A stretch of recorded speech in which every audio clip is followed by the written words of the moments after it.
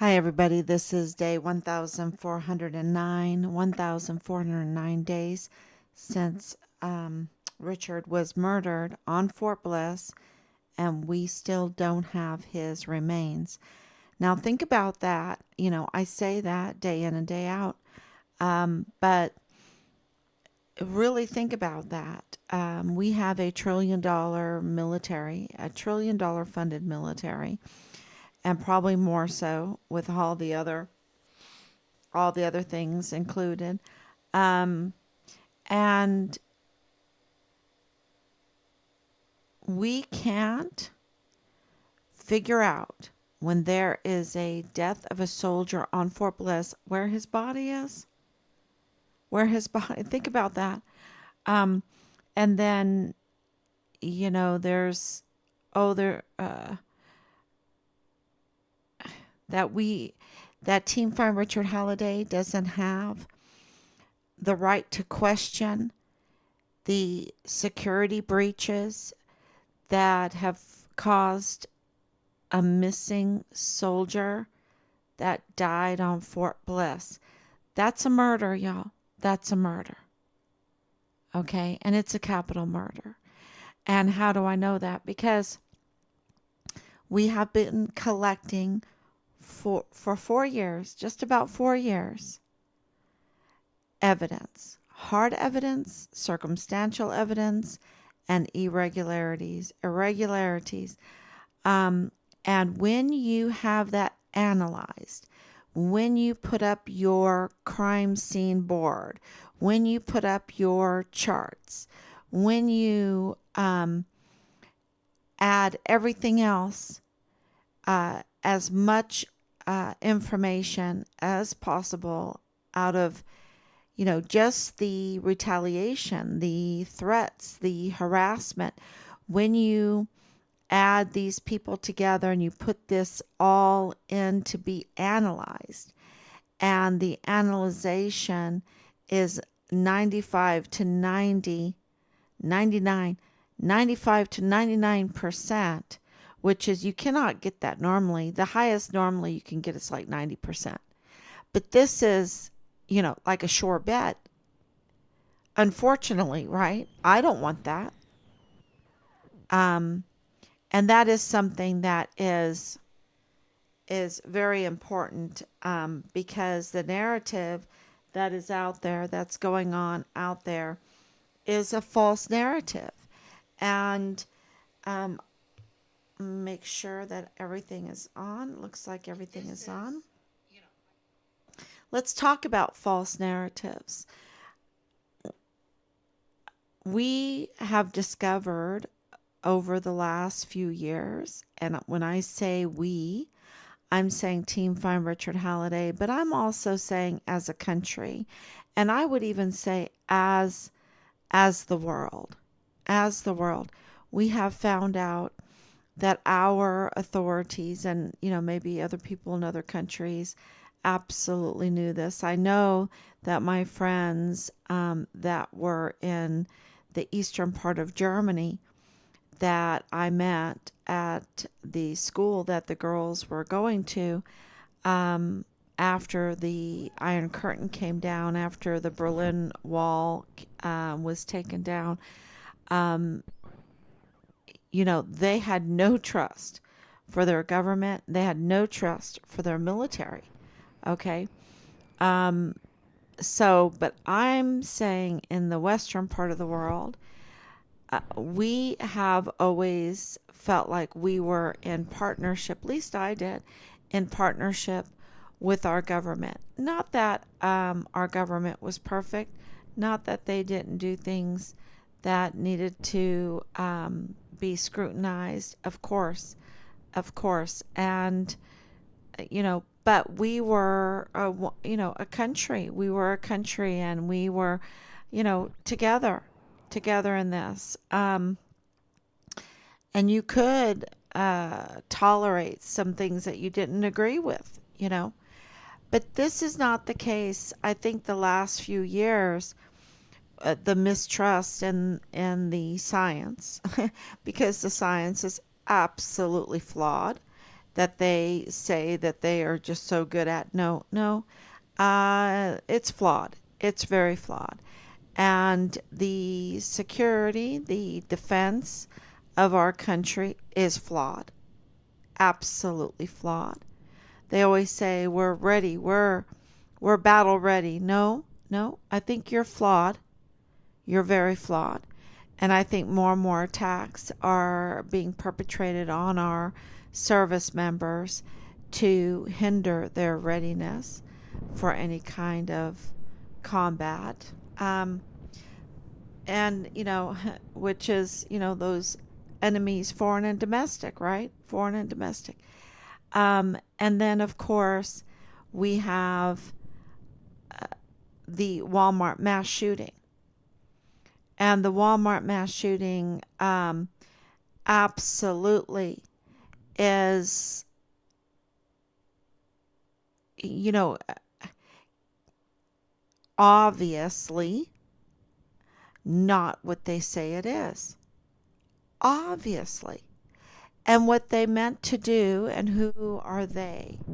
They that perpetrated and organized the Walmart mass shooting. That's who they are. And we're figuring it out, who they are. Who are those that perpetrated um, the Walmart mass shooting? And what led up to it? What happened maybe before it? What happened during it? And of course, we know what happened after it. And to gather all that evidence, because if you solve the Walmart mass shooting, then you solve Richard's case, right? And we know 95 to 99% that Richard is a capital murder case. That the analysis of all the screenshots, and one of the big evidences that really ran it up high is the Interpol picture being tampered with. That is a biggie. That really ramped up the probability of Richard's case being a capital murder crime. Um, you know, so what do I mean by ramped up? Oh, from probably 93 to 95, or, you know, um, it's already up there. It's already up there. But it's a big piece of evidence that Richard's picture was not even him. It wasn't even him. If you put it through a facial recognition, the facial recognition would not recognize him as Richard Halliday. It would have recognized it more like Dallas Hart. Okay, Dallas Hart's numbers of the facial recognition, that would have been more like it. Absolutely. So, um, that was a huge piece of evidence. And of course, Nadal, there was a lot. There's a lot of lots and lots of evidence. And this, Ram truck um, that keeps popping up. We have several cars that are part of vehicles. I should call them vehicles. Several vehicles that are part of Richard's case, and that that has not been set aside, right? It's just that we're just moving forward, and every day is like breaking news, and we have some sad news today, but I'm not going to talk about it. Um, I'm just not at liberty to do that. And it really has nothing to do with Richard's case.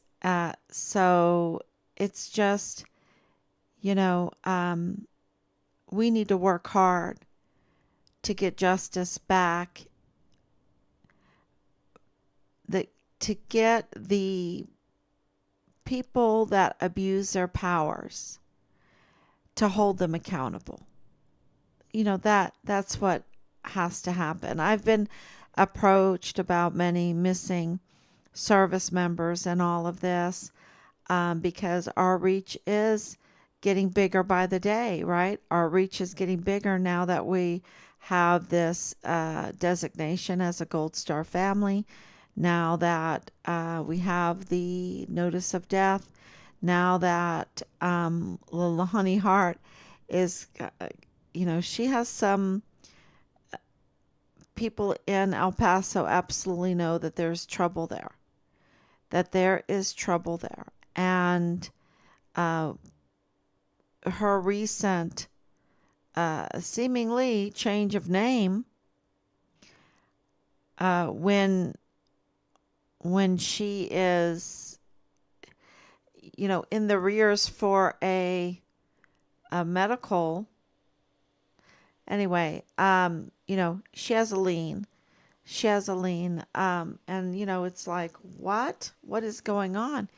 Um, so I thought she was a disabled veteran, right? From the 32nd AdCom, right? Or is it the dental? The dental. Um, I know that she knew Clem Coward, right? She knew Clem Coward. She worked for Clem Coward. I believe she did. I think that's what I was told.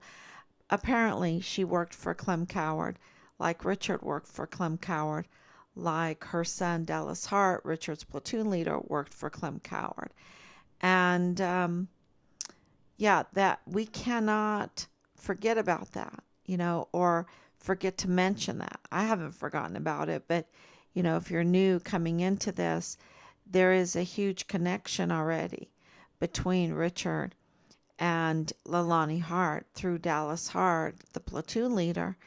That is very, very important for everyone to understand and to know. And they've been very, uh, you know, adamant, or they've tried to cover that up, but it's come out. And the military needs to come clean. Absolutely needs to come clean about CID NUSA. And this is another bit of evidence that really stands out, and that is the inconsistencies of statements between Lilani Hart, James Courtney Hart, and Dallas Wayne Hart, when it comes to Tavita Nusa. And one is saying, oh yeah, this is my boyfriend, and he's my nephew. And then we go to James Hart, and he's like, well, yeah, I believe it. I believe that Tavita Noose is her boyfriend, um, and they're carrying on together. But he's also like a cousin, right? And then Dallas Hart is like, oh, I don't know him. I don't know him at all. This Travis guy. And then he has social media where, that questions that one, that questions that claim. So these are, seems like there's inconsistencies. Well, it doesn't seem like it. There are inconsistencies. And that is, uh, important because Tavita Nusa, CID agent for Fort Bliss, that is in trouble, right? Legally in trouble. So that is an important um, piece of evidence, are these inconsistencies. So you have the Interpol, you have the inconsistencies, and then of course you have the whistleblower, the judicial whistleblower, which is another big one. Um, so, and I could go on and on and on for hours, and I probably should. I probably should go on and on for hours with all of the evidence. But, there are some people out there that are up to no good, and they would really love for us to reveal everything, so that they can tamper some more and obstruct justice some more, you see. Because, you know, the forensics information. Um, yeah, uh, yeah. We'll have to see how that comes out. Um, for just know that the autopsy report numbers, we had those analyzed. Those are real numbers. They the inquiry is in for them, and it remains to be unanswered. And those inquiries need to be answered in writing, right? And there's multiple inquiries about that. And so they need to be in writing. And when we get it in writing, then we will um, trust more so, um, the conclusions, right? But right now we don't have it. So the conclusion is that those autopsy reports are right. And it led to a house outside of Clint, um, which is, being investigated now. Um, and and it's very interesting, all the details. So we'll have with the notice of death, the whole point is that this is a capital murder case. Okay, this is a capital murder case. And so everyone that's out there that participated in obstruction of justice in Richard's case needs to come clean, because everything is moving forward much quicker with much more evidence, and it is a capital murder case, meaning the death penalty is on the table. That's what that means. And so it's almost too late, but it's not quite late enough, or however you want to say it.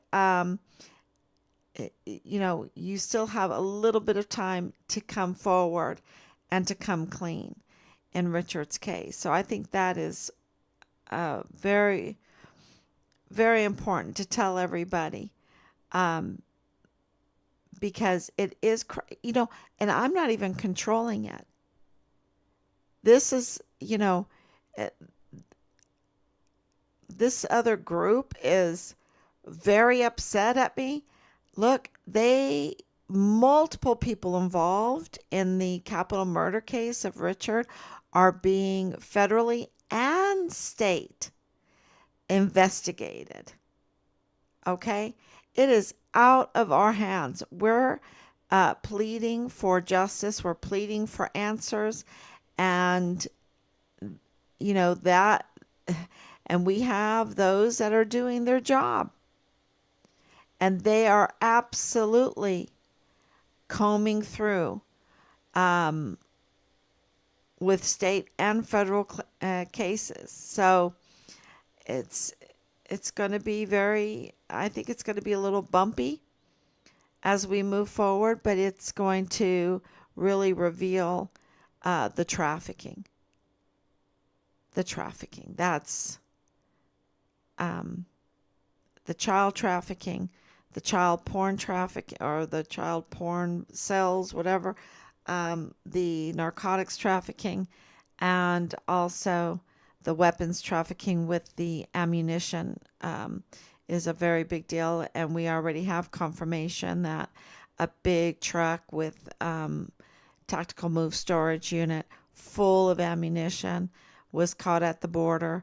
So this is not something abnormal that I'm making up. This already happened. You can already look in the news for it to verify what I'm saying.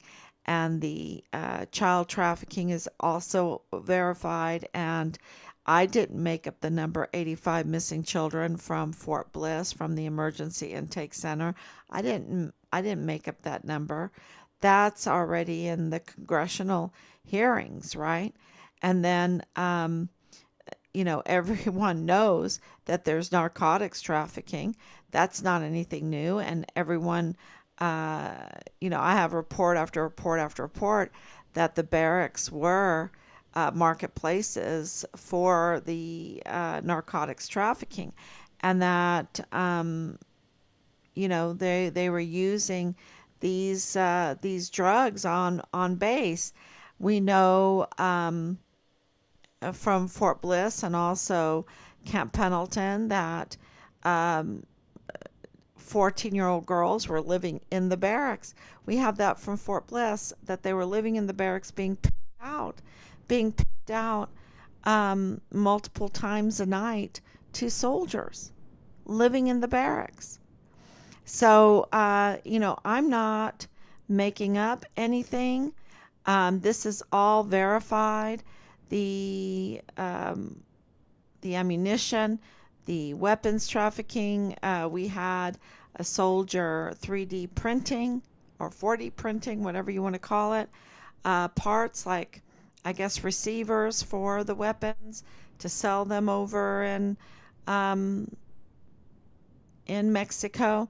And then we have Leilani Hart's own FBI notarized affidavit confirming that weapons were being sold illegally, that weapons were being purchased illegally, and that there was incest going on and nothing's done about it. That there was a 7-year-old soldier's child being raped in her master bedroom, in Leilani Hart's master bedroom, by multiple members of the family, and nothing's done, right? We know that Dallas Hart was in panic mode looking at for the child pornography, um, looking all over for this child pornography. Well, we know through multiple sources that the child pornography was being airdropped onto um, service members' phones. We know that there was extortion going on in the barracks. This is not me saying this. This is what is very well documented. There is absolutely child trafficking going on, weapons trafficking and ammunition trafficking, which I have to separate those two because they're really important. These ammunition, the bullets, these brown tip bullets that are not registered, um, being part of the Walmart case, uh, and a whole truckload of ammunition being stopped at the border. Um, it's just very clear that I'm not making this stuff up. It is actually happening. And the sex cults are absolutely happening. And, this is really hindering national security.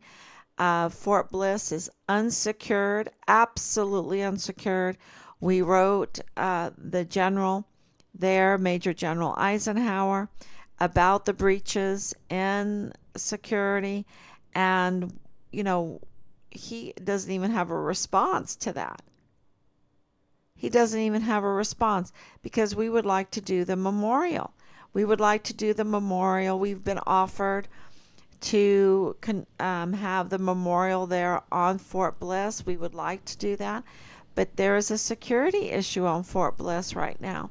There's a huge security issue and also a retaliatory issue on Fort Bliss. And that needs to be dealt with, right? That needs to be reversed. And they need to have real security on Fort Bliss, and the retaliation needs to be stopped. So that is